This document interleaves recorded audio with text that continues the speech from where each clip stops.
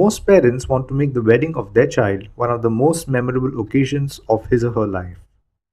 There was a time when weddings were only an auspicious day for the holy unison of two families, which was done at a decent and a rational cost. But these days, weddings have become an occasion to display one's social stature and wealth. They are turning into grandiose affair, fun-filled, colorful, and musical, where parents wanted to be the talk of the town. However, all this comes with a price tag. You see, although marriages are the happiest moments of our lives, the cost associated with it can create a sour memory if not dealt with care and prudent planning. At the same time, not all children would agree to be high spenders for their marriage. Hence, there is a need to recognize your children's point of view on their preferences for marriage expenses. In this session, we'll introduce you to a sensible approach to plan for a child's marriage. Number 1. Start early. Remember the old adage, Rome wasn't built in a day. Therefore, to accomplish the dream of getting your child married, begin saving and investing early, perhaps when he or she is a toddler. Starting early has a variety of benefits. It permits you to take relatively higher risk and invest in equity mutual funds and benefit from the potentially higher returns in the long run. It helps to benefit from the power of compounding and allows you to contribute smaller amounts regularly over longer periods. Number 2 is rationally estimate wedding expenses. Don't be carried away by societal pressures or affluent friends or neighbors. Remember, each one's personal finances are unique. There's also no need to ape others blindly, as each one's financial situations are different. Therefore, focus on your budget, as there are other vital financial goals to fulfill as well, like your child's education and your own retirement, among a host of others. While estimating the wedding expenses, take into account the present value, that is, the amount you would have to spend today on your child's wedding on a rational basis. Extrapolate the future value considering inflation and the time horizon before the goal befalls. Then work out the periodic monthly investments you need to save in mutual funds via systematic investment plans or SIPs. Keep in mind that the earlier you start this exercise, the lesser you would have to set aside and invest per month to accomplish this financial goal. Number 3 is avoid creating any debt.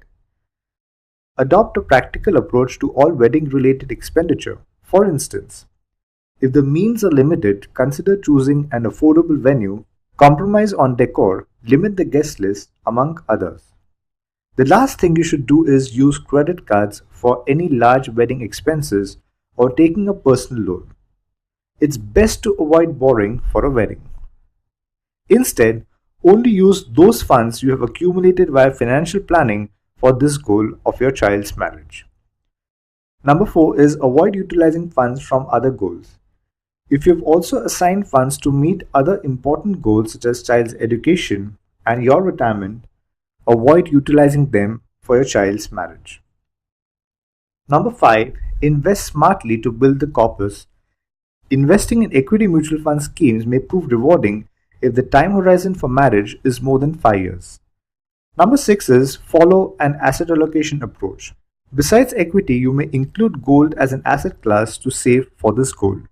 Also, you may invest via gold mutual funds or ETFs rather than physical gold. As the goal nears, you may rebalance your investment portfolio gradually towards fixed income or debt instruments as depicted by the table here. A well-planned asset allocation helps to act as a shield to protect the portfolio value during uncertain economic conditions and market volatility. Number 7, as parents, ensure that you are adequately insured. The demise of the breadwinner of the family causes a big setback to your dream of providing the best to your children. Therefore, as parents, ensure that you are adequately insured. Number 8, pure term life insurance plans may be considered to indemnify risk to life for the cost to benefit they offer. Likewise, optimally insure for health, as not having an adequate Mediclaim cover or not having one altogether can potentially derail your financial goals if medical emergencies arise. Here's a case study. Mrs. Gupta wants to invest for her daughter's marriage 22 years from now.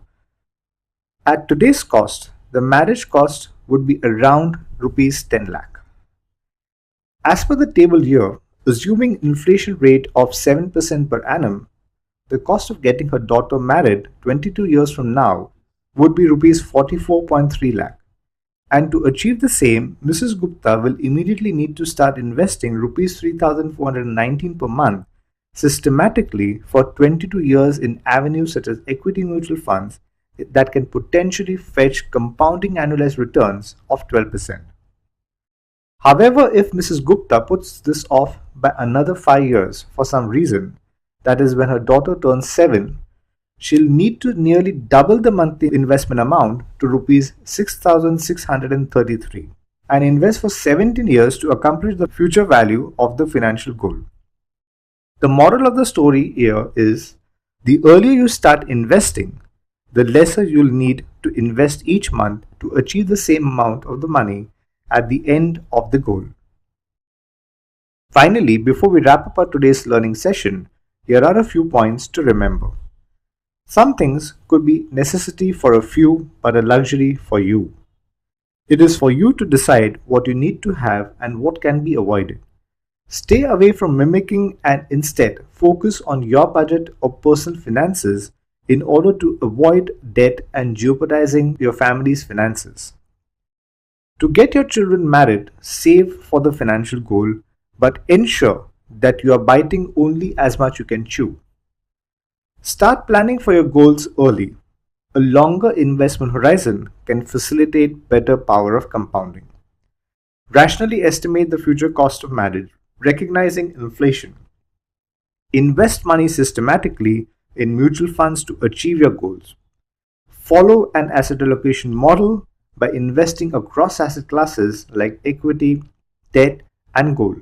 Rebalance to debt as you approach your goal. Don't divert any investments already assigned for other vital financial goals like child's education and your own retirement for your child's marriage. And last but not the least, recognize the preferences of your children on marriage. They may not want to spend too much. So to end our learning exercise today, we